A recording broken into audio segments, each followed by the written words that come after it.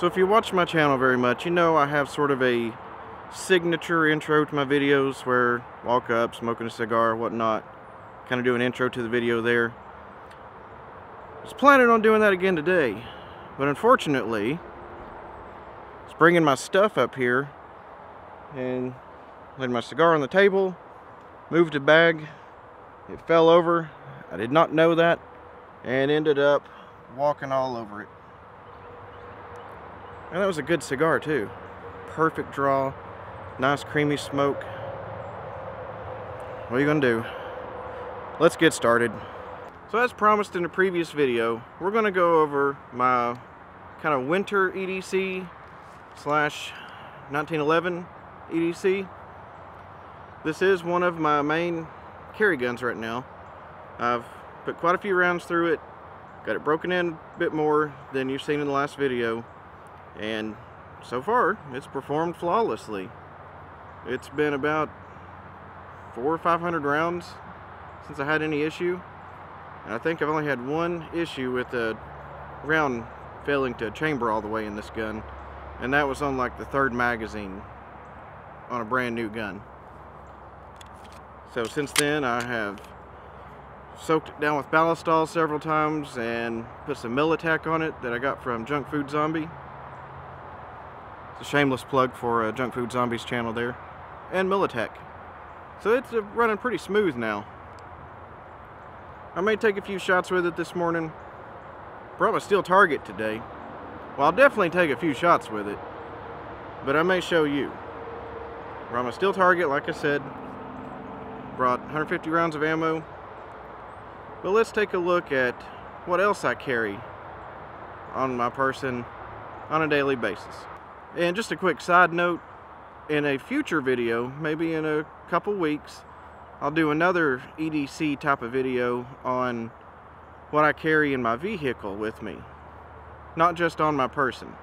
Because I do carry like a, as you've seen before, like an EDC bag. It's a Maxpedition VersaPack, I think, Jumbo VersaPack.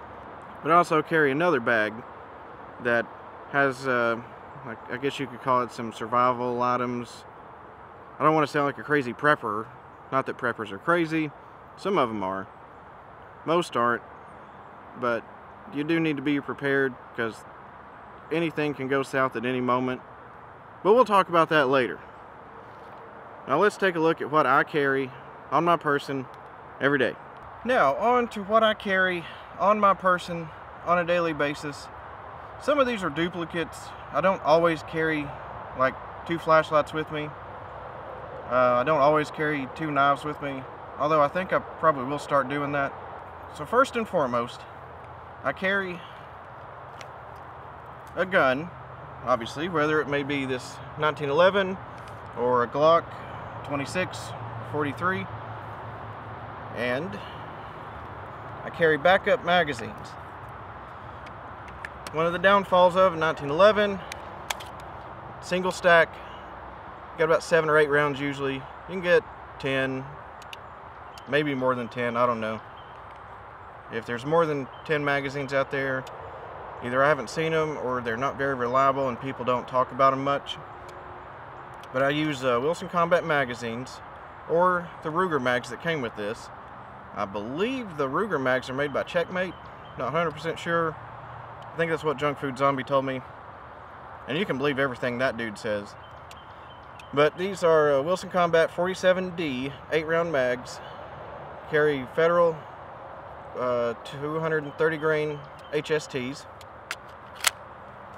Don Hume leather holster. Classic gun, you need a classic holster. And for the mag carrier, like I've showed you before, it's a G code. Holds 2 mags. So there's another 16 rounds. In addition to the 9 here. For most instances, 98% of instances, that'll get your job done. For my phone, I have it over here. It's a brand new phone. Galaxy Note 8. What sets this phone apart from a lot of other phones? Has a stylus on board. Pull it out, you take notes on the screen, whatever you need to do. and when you're done, stick it back in and it stays right there. I don't have a case for it yet. I just got it like 2 days ago. The case will be here tomorrow. So there's my phone. On to the flashlights. In my first EDC video I did a couple years ago, I showed you this flashlight here.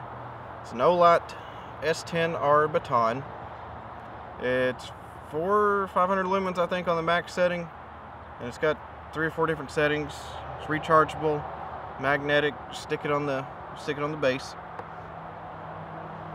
Pocket clip there, of course. Great little flashlight. Good run time on that. But if I'm not carrying that, and I need something bigger, also another Olight M1X Striker. This one has a max output of 1,000 lumens. A bit more power here. Also a bit more runtime. This one uses a rechargeable CR123. This one can use 2 CR123s with the little adapter that comes with it, or what I like to run in it, one 18650 that is rechargeable. The flashlight itself is not rechargeable, but I got the Olight little dock thing. I can charge 2 of these at the same time. And if you watch my Brushy Mountain videos, this is the flashlight I used. I had 2 of these with me and 3 batteries altogether. 2 in the flashlights and 1 extra in a little carrying case. Because we were there in the dark for about 6-7 hours or so, I figured I might need 2, maybe all 3 batteries, but I didn't. The runtime on the 1,000 lumen setting is only about a couple minutes or so, and then it'll cut down to 500, I believe, just to keep it from overheating. So I usually kept it on about the 500 or about 250 setting, because that was plenty. You know, you don't need 1,000 lumens just exploring around an abandoned prison. But this thing lasted all night and then some. I put it on the charger. It probably had about 25-30% battery life left. It was starting to get a little bit dimmer towards the end of the night, but that was to be expected. You know, what else? Sometimes I carry this on me. It's a Manfrotto little tripod. Put your phone on it, use it. If I carry this, it's in my back pocket, and we're usually on vacation or something. And as far as knives, you've seen this one before. It's my HK automatic. It's an HK Entourage. Got the fine edge on it. Amazing knife here. Another knife I'm recently carrying. This one being an HK, made in the USA, actually made by Benchmade. They don't make these anymore. HK and Benchmade separated their contract, so these are not available anymore. That one was about $110. This one was $25 to $30. You can find it on Amazon. This is a Ganzo. Chinese knife. Uses an axis type of lock here, if you're familiar with that. And they positioned the carry clip just like I like it, with tip up. So you pull it out, you're already ready to go. This one, it's not an automatic, but it's very easy to deploy and put back. That is one advantage of this one over this one. Easy to deploy, but to put it back, you gotta do like that, or come up with another hand, or run it on the back of your pants to put the blade back in. But this one here, easy. Nice thick blade. It's 440C stainless steel. See the Ganzo on the knife there. I work with a guy that is kind of an insider in the knife industry. Great dude. He's actually the one that sold this to me and told me about Ganzo knives. I'd never heard of them before. But for the money, it would be very, very hard to beat this knife. If you're looking for an inexpensive EDC, this is a great option. I'm probably going to pick up a few more of these. They make these with like a G10 orange handle. I'm going to grab one of those to keep in my kayak or just around the house. And on to My keys, I carry them on this blue carabiner. I got it at Walmart for 99 cents. It's not very tactical, but it works. And aside from just the usual keys, I carry a couple extra things on here. This is a Night Eyes little pocket tool. I mainly use this as a screwdriver for taking the adapter, shoe plates, whatever you call them, off the bottom of my camera to switch between the tripod and the Joby thing here. I also carry this. Got it from the Iraq veteran 88 man cans. It's a bottle opener, but the silhouette in it is their Mall Ninja AR. Can't go wrong with that. And my belt, it's just a leather belt, just a basic stiff leather belt. I'm not going to take it off because my pants will fall down.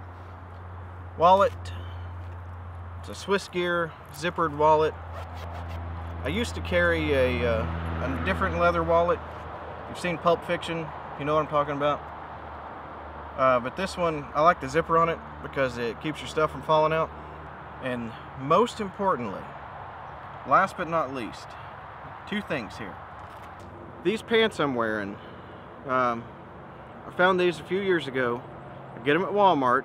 Not to sound like a redneck, but they're only 20 bucks. I get them at Walmart. They're kind of a tan color. You can get them in gray, black, camo. They're very utilitarian. And some people make fun of cargo pants. These pants here, you can carry a knife right here.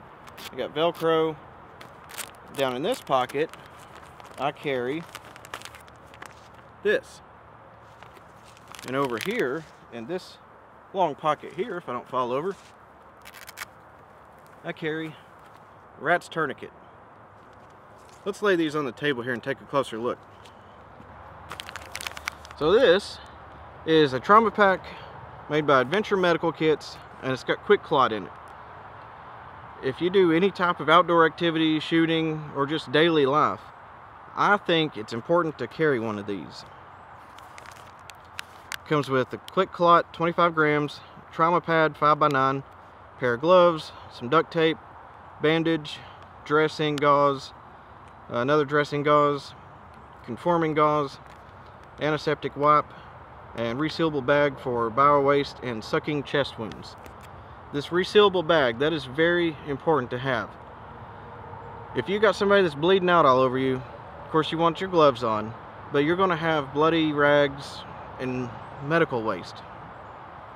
You got to have somewhere to put that. And it's got life-saving instructions inside. And it's waterproof. I think I only paid like 20 bucks on Amazon for this. I have several of these laying around. I have one in my range bag. Keep one in each car. You never know when you might need one of these. You never know when this might even save your life. And for the tourniquet, I'm sure you've all seen a Rat's tourniquet. I like this type of tourniquet over one with a windlass on it for a couple different reasons. It's smaller, it's a little more portable. I think they're easier to use.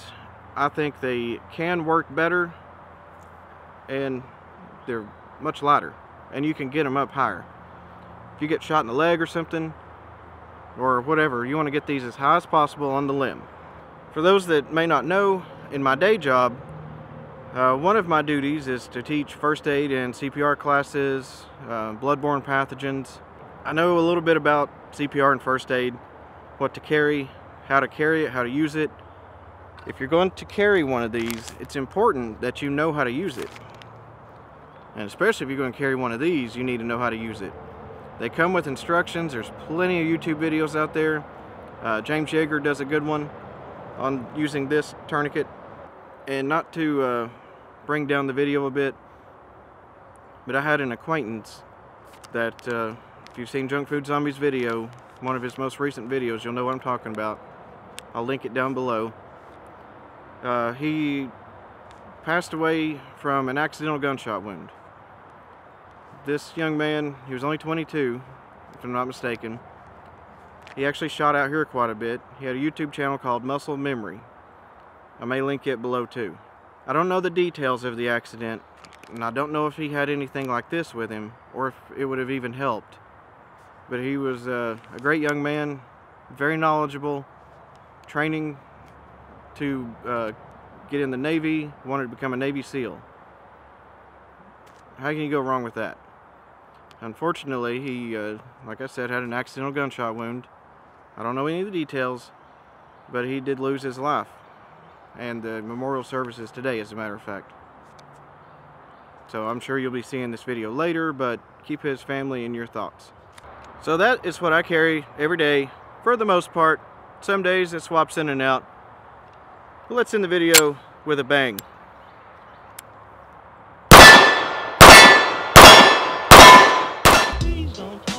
Thanks for watching. And if you're wondering why I'm all decked out in Adam the Woo gear today, because it is the Friday that he talked about, he would be putting up his first video back on the main Adam the Woo channel. If you're a fan of his, if you haven't already, definitely go take a look. Thanks for watching.